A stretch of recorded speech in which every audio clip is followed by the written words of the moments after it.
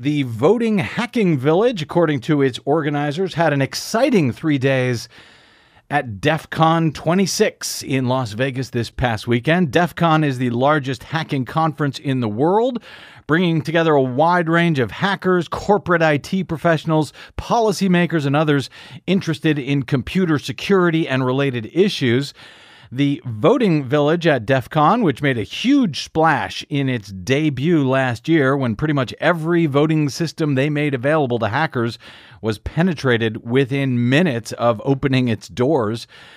That voting village is now in its second year and addresses election security issues by inviting attendees to study and identify vulnerabilities in election equipment used around the United States as well as other nations. Among the high-ranking elected and intelligence community officials attending this year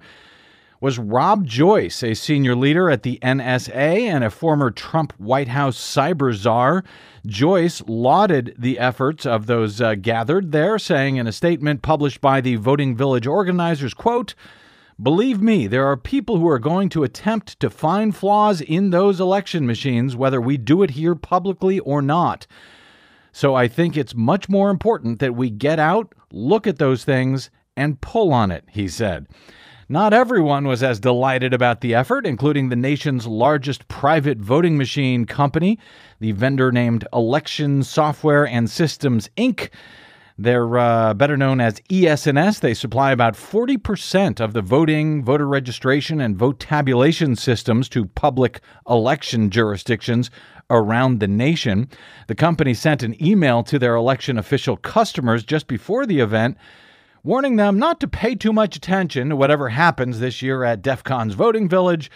because they argued the Voting Village ignores the physical security that the company imagines voting systems actually have when they're deployed around the country. They also made some vague legal threats against the longtime computer scientists and independent voting system experts who organized the event. For their part, the organizers responded in a statement saying that ES&S's unclear comments and threats toward the voting village seem to be designed to create questions and cast doubt in the minds of researchers and election officials, discouraging them from pursuing these vital lines of inquiry.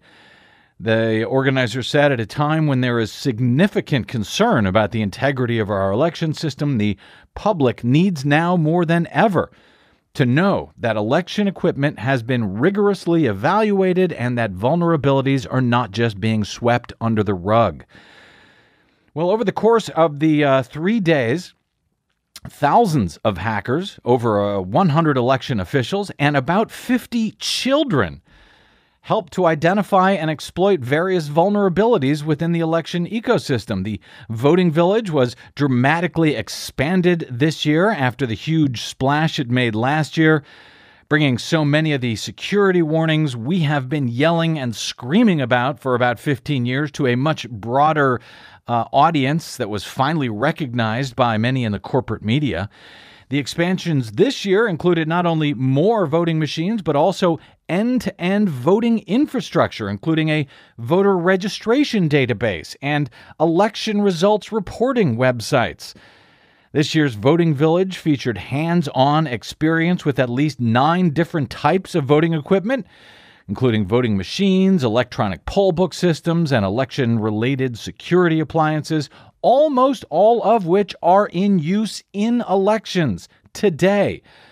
and will once again be used for the crucial 2018 midterms across the country. The Voting Village had participants find or replicate vulnerabilities ranging from passwords stored on the machines with no encryption at all to buffer overflows in critical input routines, which can essentially scramble data in any manner of ways which may or may not be noticed by election officials and private vendors who program and service these machines. Specific hacks that participants were able to pull off this year include hacking a voting machine to play GIFs and music,